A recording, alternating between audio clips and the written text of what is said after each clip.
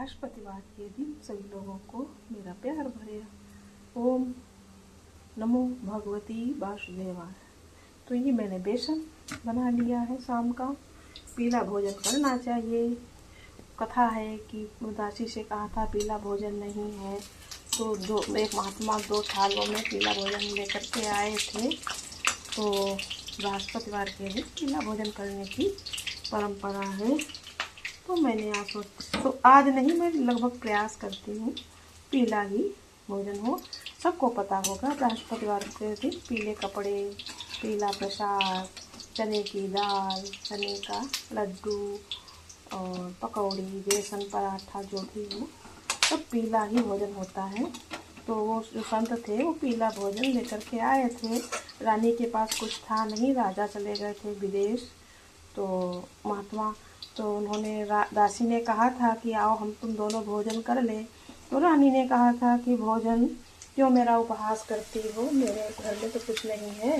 तो महात्मा भोजन दे गए हैं तो तुम ही कर लो, तुम्हारे लिए ही दे गए होंगे, ऐसा रानी ने दासी से कहा था। तो दासी ने कहा नहीं, वो 2 थालों में भोजन दे के गए हैं, इसलिए हम और आप दोनों साथ साथ भोजन करेंगे। तो दासी ने पीला भोजन और रानी ने किया था।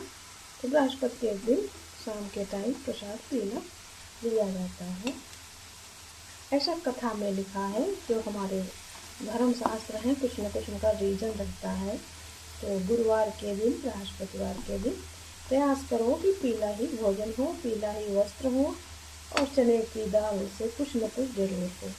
उनकी पूजा भी होती है, तो मैंने भी वही किया है। आप लोग कमेंट में लिखना ओम नमो भगवते वासुदेवाय, ओम नमो भगवते वासुदेवाय। बृहस्पति भगवान की जय। राजा थे, उनकी रानी को धन संपदा से बहुत तकलीफ हो गई थी। कह रही थी मुझे तो दान पुण्य करने से फुर्सत ही नहीं मिलती है, पूरा दिन इसी में चला जाता है।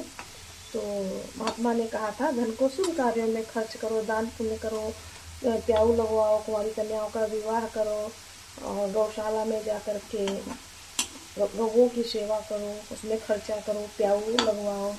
ये हमारे पुराने जो हैं, तो सब लोग कुआं बावड़ी आदि का निर्माण करवाओ, बाग लगवाओ। बाग में क्या है, चिड़िया पक्षी बैठेंगे, खाएंगे, ये सब आशीर्वाद मिलता है। तो ये बृहस्पति देव की कथा में है, किसने सुना है। फिर उनके दिन बहुरे थे और राजा अपनी रानी को भी लेने गए थे, बहन को। तो बहन कही थी मैं नहीं जाऊंगी, तेरे कोई संतान नहीं है। तो राजा ने आकर के दुखी होकर के अपनी पत्नी से कहा था। तो पत्नी ने कहा था जब उस बहन ने सुना कि भाई के संतान लड़का हुआ है तो दौड़ी दौड़ी खुशी खुशी आई। तो राजा ने अपनी पत्नी से कहा था मेरी बहन जब आए तो मुझसे कुछ मत कहना, लेकिन औरत हम लोग कहाँ मानने वाले हैं। तो उन्होंने कहा या बृहस्पति देव का ही समझ लो। तो राजा की रानी ने कहा घोड़ा चढ़कर नहीं आई, गधा पे चढ़ करके आई। तो फिर तो उन्हें कहा, रानी की ननद ने, भाभी मगर अगर आपको इस प्रकार से ना कहती तो आपको औलाद कैसे प्राप्त होती। बृहस्पति देव ऐसे ही है, जिसके मन में जो कामनाएं होती हैं सभी पूर्ण करते हैं। बोलो बृहस्पति भगवान की जय, विष्णु भगवान की जय। तो कुंवारी कन्याओं का विवाह हो तो बृहस्पति भगवान उनका भी करते, विद्या देते, धन देते, दौलत देते, यश देते।